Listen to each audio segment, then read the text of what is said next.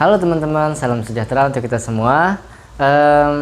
Balik lagi bersama saya Fathul Mumidah, dan di sini saya akan menjelaskan mungkin tahapan video terakhir dari video-video sebelumnya yang dari saya. Oke, seperti biasa, video kali ini mengacu pada buku yang dibuat oleh dosen saya, Bapak Ari Eksandi, tentang metodologi penelitian akuntansi. Dan di sini saya akan menjelaskan tentang bagaimana sih, apa sih itu uji kelayakan, koefisien determinasi, dan uji T. Nah, untuk lebih lanjutnya, mungkin saya akan menjelaskan di video setelah ini. Oke, mungkin ikutin terus ya video kali ini. Semoga bermanfaat untuk kita semua. Kita lanjut video selanjutnya.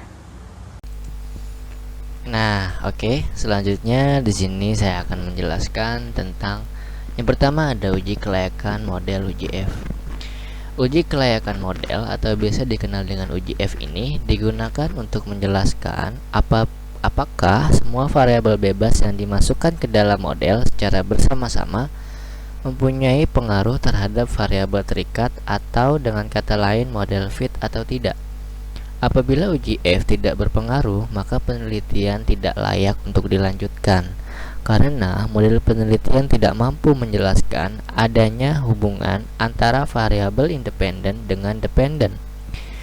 Bisa juga hal ini terjadi karena adanya hubungan antar variabel independen multikolinearitas sehingga menyebabkan model penelitian menjadi tidak fit. Nah, di dalam uji F atau uji kelayakan model ada beberapa hipotesis persyaratannya. Berdasarkan perbandingan F statistik dengan F tabel, H0 jika nilai F statistik lebih kecil dari F tabel. HA terpenuhi jika nilai F statistik lebih besar dari F tabel. Jika F statistik lebih kecil dari F tabel, maka H0 diterima, yang artinya variabel independen X secara bersama-sama tidak berpengaruh terhadap variabel dependen Y. Namun sebaliknya, jika F statistik lebih besar dari F tabel, maka HA diterima. Artinya, apabila variabel independen X secara bersama-sama berpengaruh terhadap variabel dependen Y. Nah, yang kedua adalah berdasarkan perbandingan F statistik dengan F tabel. H0 terpenuhi jika nilai prop F statistik lebih besar dari alfa 0,05. HA terpenuhi jika nilai prop statistik lebih kecil dari alfa 0,05. Jika prop F statistik lebih besar dari alfa 0,05, maka H0 diterima, yang artinya variabel independen X secara bersama-sama tidak berpengaruh terhadap variabel dependen Y. Namun sebaliknya, jika prop F statistik lebih kecil dari alfa 0,05, maka HA diterima, yang artinya variabel independen X secara bersama-sama berpengaruh terhadap variabel dependen Y. Yang kedua ada koefisien determinasi. Nah, di dalam koefisien determinasi ini menjelaskan seberapa jauh kemampuan model regresi dalam menerangkan variasi variabel bebas mempengaruhi variabel terikat. Semakin besar hasil R-square akan semakin baik, karena hal ini mengidentifikasi semakin baik variabel independen dalam menjelaskan variabel dependen. Nilai R-square berada antara 0 sampai 1 dengan penjelasan sebagai berikut. Yang pertama, nilai R-square harus berkisar 0 sampai 1. Yang kedua ada jika nilai R-square sama dengan 1, berarti naik atau turunnya variabel terikat Y 100% dipengaruhi oleh variabel bebas X. Jika nilai R-square sama dengan 0, berarti tidak ada hubungan sama sekali antara variabel independen terhadap variabel. Yang ketiga ada uji T. Hasil uji T menjelaskan signifikansi pengaruh variabel bebas secara parsial terhadap variabel terikat. Hipotesis dalam uji T adalah yang pertama ada berdasarkan perbandingan T statistik dengan T tabel. H0 terpenuhi jika nilai T statistik lebih kecil dari T tabel. HA diterima jika nilai T statistik lebih besar dari T tabel. Jika nilai T statistik lebih kecil dari T tabel, maka H0 diterima, yang artinya variabel independen X secara parsial tidak berpengaruh terhadap variabel dependen Y.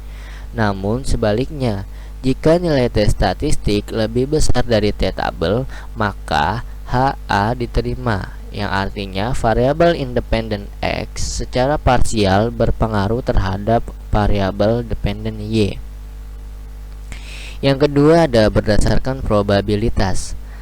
H0 diterima jika nilai probabilitas lebih besar dari alfa 0,05, dan jika HA diterima jika nilai probabilitas lebih kecil dari alfa 0,05.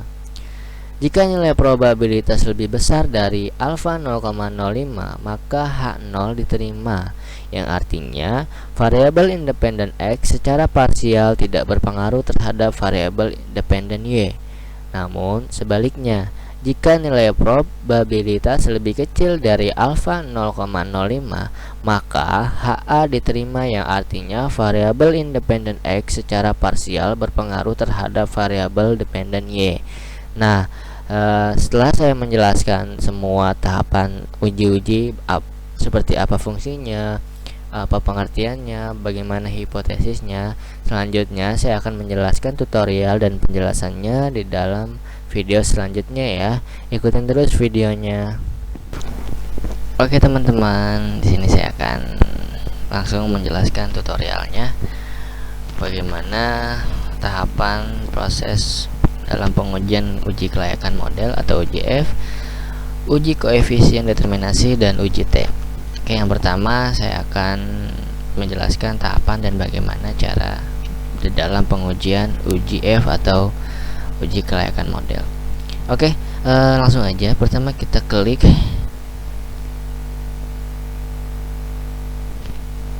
EKI 01 yang pada video sebelumnya ya.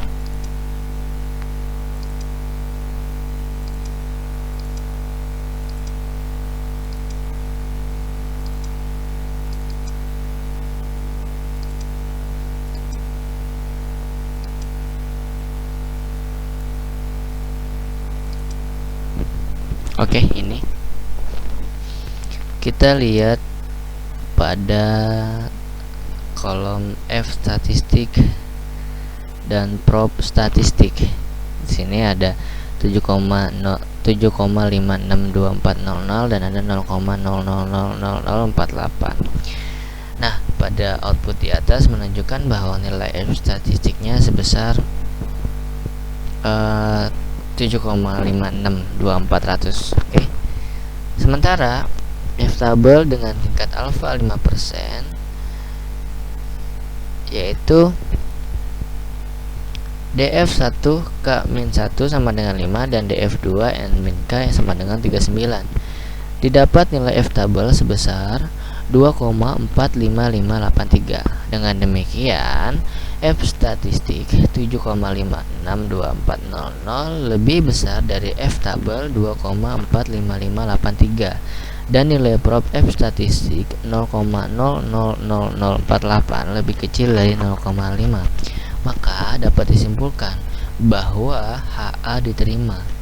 Maka dengan demikian dapat disimpulkan bahwa variabel-variabel independen dalam penelitian ini yang terdiri dari size, ROA, DAR, NPF, dan suku secara bersama-sama memiliki pengaruh terhadap PSR. Oke ya, itu di dalam pengujian kelayakan model. Kesimpulannya ialah semua variabel memiliki pengaruh terhadap variabel ISR. Oke, selanjutnya saya akan menjelaskan bagaimana tahapan dan cara koefisien determinasi.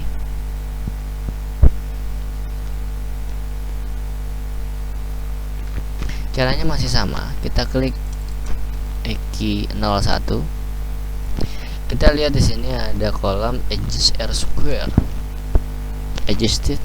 R square. Sini ada 0,427173. Oke, di sini menunjukkan bahwa nilai adjusted R square-nya sebesar 0,492267, artinya bahwa variasi perubahan naik turunnya ISR dapat dijelaskan oleh size, ROA, DAR, NPF, dan sukuk sebesar 49,2%. Sementara sisanya yaitu 50,8% dijelaskan oleh variabel-variabel lain yang tidak diteliti dalam penelitian ini. Oke ya, itu kesimpulannya dan itu di dalam uji koefisien determinasi. Selanjutnya saya akan menjelaskan di dalam tahapan uji T ya. Kita lihat di sini ada T statistik dan prob. Oke. Di sini kita lihat dari variabel size ya, variabel size. Oke. Yang pertama ada beberapa kesimpulan nih, banyak di dalam hasil ini. Yang pertama ialah nilai T statistik ukuran perusahaan size sebesar 5,34. Sementara T tabel dengan tingkat alfa 5%, DF N min K sama dengan 39, didapat nilai T tabel sebesar 2,02269. Dengan demikian, T statistik size 5,34 lebih besar dari T tabel sebesar 2,02 dengan nilai prob 0,0000 dan lebih kecil dari 0,05.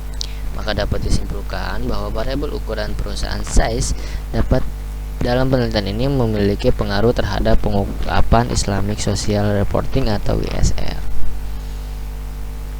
Nilai koefisien regresi variabel size sebesar 0,69. Oke, hal ini menggambarkan bahwa variabel size berpengaruh terhadap ISR. Dengan demikian, setiap kenaikan satu satuan variabel size maka akan menaikkan nilai variabel ISR konstanta sama dengan 0,489. Oke,